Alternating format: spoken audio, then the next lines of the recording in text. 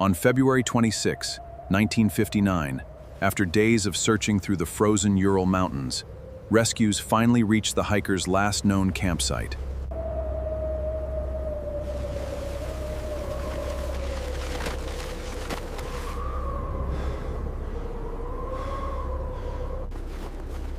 Near the eastern slope of Kholat Shakhl, they discovered the expedition tent, partially covered by drifting snow.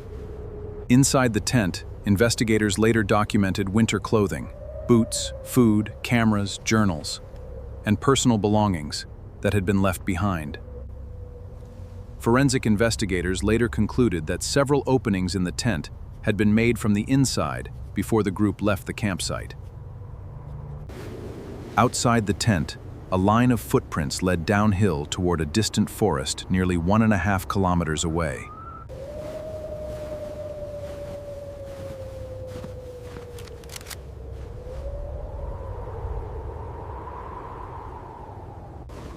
The footprints became one of the investigation's most important pieces of evidence, leading search teams toward their next discovery.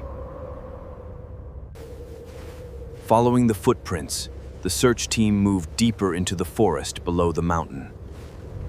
Every step brought new questions.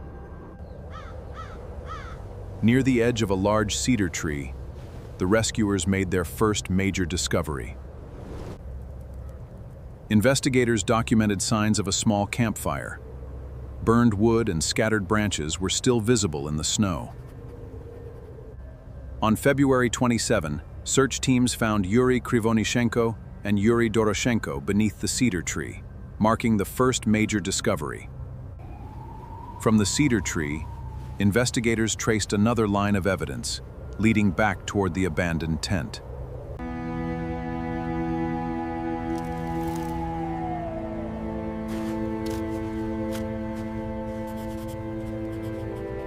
In February and March 1959, between the cedar tree and the tent, Igor Dyatlov, Zinaida Kolmogorova, and Rustem Slobodin were discovered.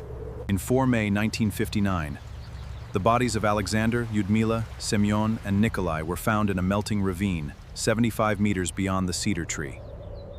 As the search continued, additional discoveries helped investigators begin reconstructing the group's final movements across the mountain. Each new discovery answered one question, but raised many more. The investigation was only beginning. As more evidence was documented, Soviet investigators officially opened a criminal investigation into the deaths of the expedition members. Search teams continued documenting every location connected to the expedition, carefully preserving the evidence for further examination.